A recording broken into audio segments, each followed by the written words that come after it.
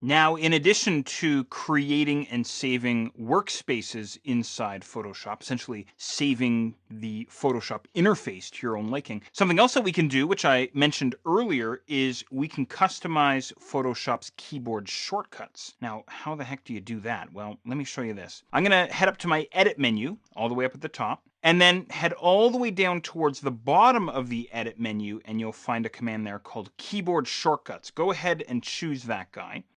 And that'll bring you into the keyboard shortcuts and menus dialog box, kind of a massive dialog box here. And what I'm looking at right now are a list of all of Photoshop's application menu commands. So here on the Mac, the first menu is Photoshop. And if I twist that guy open, then I see all of the menu items underneath the Photoshop menu. Now, if you're on a PC, the first menu that you're going to see is going to be your file menu. So I twist that guy open, and then inside the file menu, we have new and open and browse and bridge and so on. And then we have the associated keyboard shortcut there as well. So the default keyboard shortcut, this is an easy one, for creating a new file or a new document, very simply on the Mac here anyway, is Command N or Control N on the Windows side.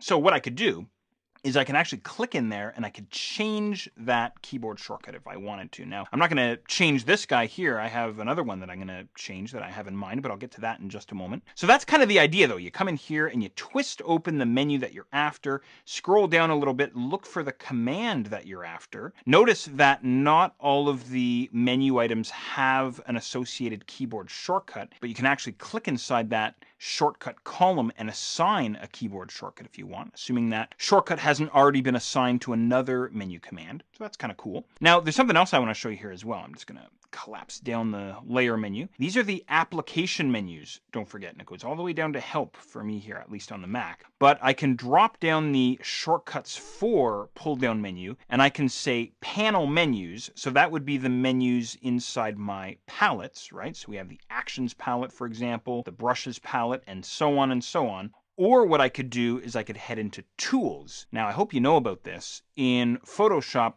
all of the tools, well, I shouldn't say all of the tools, but most of the tools have a single keystroke equivalent or a single keystroke shortcut to activate that tool. For example, V for the move tool. Well, again, I can come in here and I can change that. Maybe for whatever reason, I want to change the move tool to M, and I'll switch the marquee tool. I'll have to switch that shortcut to something else, right? But anyway, that's the idea. You come in here and you choose the set of menus that you want to go and adjust. So what I'm going to do here is I'm going to head back to Application Menu, or Application Menus. I'm going to twist open File, and there's a shortcut that I actually want to get rid of, if I can find it in the list here, which is Save As. And on the Mac here anyway, the keyboard shortcut for Save As is Shift-Command-S. And that's a keyboard shortcut that I don't often use myself anyway. You might want to use a different example, but this is the example I'm going to use. I don't use a save as keyboard shortcut very often, but I do use another command called Save for Web and Devices. I do a lot of web work, and I'm constantly using Photoshop's Save for Web and Devices dialog box. So essentially what I'm going to do here is I'm going to reassign this keyboard shortcut to Photoshop's Save for Web and Devices command. So I have the keyboard shortcut selected here. I'm just going to hit delete on my keyboard to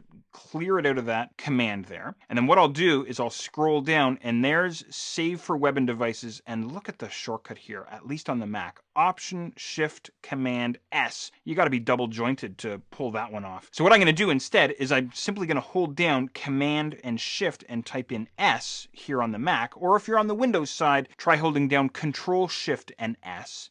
And then that new keyboard shortcut now gets assigned to Save for Web and Devices, which is great. All right, let's see if this actually works here. I'm going to go ahead and click on OK, and that should seal the deal for us. If I now head up to the File menu, I don't have any files open here, but I can see the Save for Web and Devices command, even though it's grayed out. There it is. Shift Command S has now been assigned to it. So you can always readjust and customize Photoshop's keyboard shortcuts to your own liking.